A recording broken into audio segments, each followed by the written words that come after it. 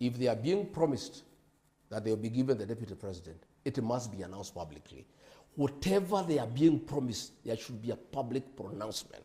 Because the mistake I made, we did some things under the table in writing. Even Musalia, they did the same. All those things were not honored. I can see the same script going on. And I have a responsibility as a leader in this country to tell the people of Nyanza, please, Asante. I've been through this. Yeah. My people have been through this. We are all crying because we were deceived. We were conned. I can see another con game going on. I can see deception going on. Please be aware. Okay. And if you don't heed and it happens, please never say Rigiji never told us. I don't want anybody else to be conned. I don't want anybody else to be duped. I have a responsibility as a Kenyan leader to tell other people whom I can see they are being conned. You here, you guys, you are being conned. I have been through this with my people. We were conned. And if I don't tell you, because myself, I feel terrible because Uhuru Kenyatta had warned me and our people.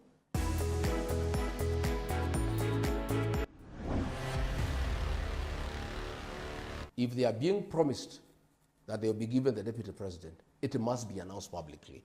Whatever they are being promised, there should be a public pronouncement.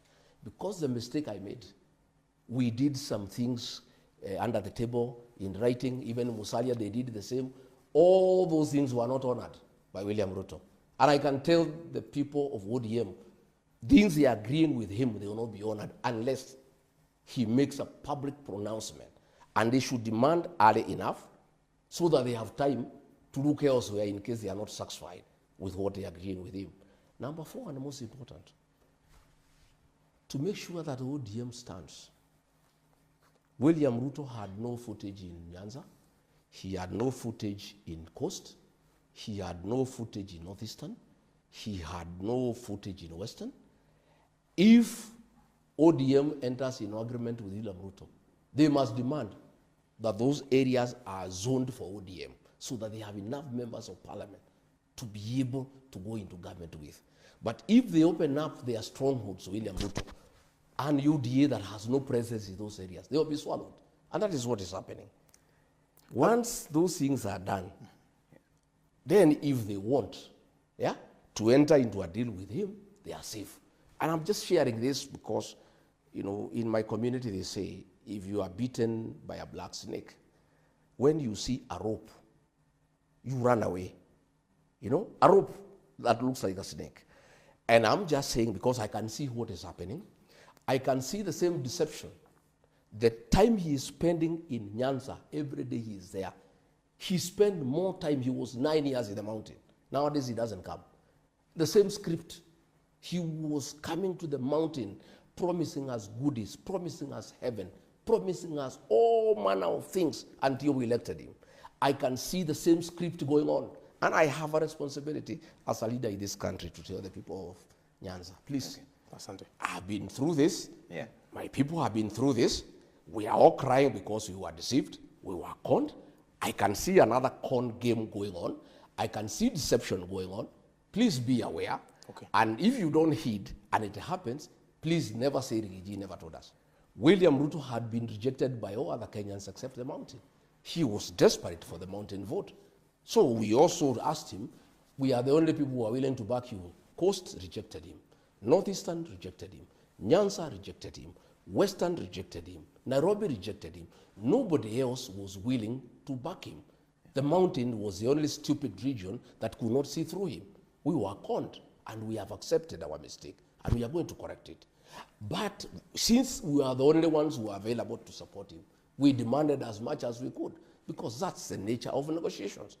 But now, if we are in a coalition like now, we are with so many other people, I don't think we can demand that much because whoever we are with, we are many of us, But that time, other than the mountain, nobody else trusted William Ruto.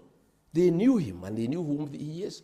As we speak today, only that region seems to believe William Ruto can be anything. And that is why they are demanding 50%. And I think they are quite right. Yeah. Because the mountain doesn't want him. Coast doesn't want him. Everybody doesn't want him. So the people of ODM in Nyanza are saying, well, since nobody wants you, can you give us 50%? That is a feeling in my community, that we were conned and we did not see through the con. We were conned and we have accepted.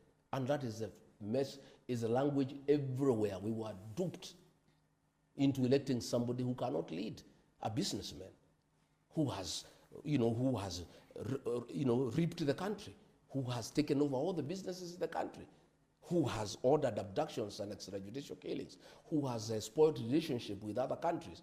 We were duped. And when people are duped, how do you describe them? And I've said myself, I was stupid. I've accepted. I was stupid enough not to see through William Ruto. And that's why I'm saying I don't want anybody else to be conned. I don't want anybody else to be duped. I have a responsibility as a Kenyan leader to tell other people whom I can see they are being conned. You guys, you are being conned. I have been through this with my people. We were conned. And if I don't tell you, because myself, I feel terrible, because Uhuru Kenyatta had warned me and our people, and we did not listen. And we can therefore not blame Uhuru Kenyatta because he had told us, this man is not fit to lead. This man will make sure there is no country. The same has come to pass in Uhuru Kenyatta's lifetime. I don't want any other community to fall into the same trap when I'm alive and when I have a mouth to tell them. And that's why I'm telling the people of Luo Nyanza, hey, be careful. And if you must go to bed with this man, can you demand the following? Just open up your eyes. I've done oral literature. I studied Luo customs. Death and burial is a very strong and emotive issue in the Luo nation. Okay? Raila Odinga dies. Before his body arrives in Kenya, ODM has changed hands. In an African setup, and among the Luo, I've studied oral literature, you don't inherit a man before he's buried. ODM, Raila was the leader of ODM. He dies. A team is sent to go and bring his body. Junaid Mohammed conveniently becomes sick. He doesn't go to collect the body. Suluhu gets sick, conveniently doesn't go to collect the body. Oburu, conveniently, the brother doesn't go to collect the body. Before the body arrives, National Executive Council is convened. And the leadership of ODM changes hands. Raila Odinga is inherited before his body arrives in the country and before he is buried. It has never happened in an African custom. ODM had already been sold, and the coup was done even before his body arrived in this country. Yeah? And that is why they want to kick out Sifuna, because Sifuna cannot agree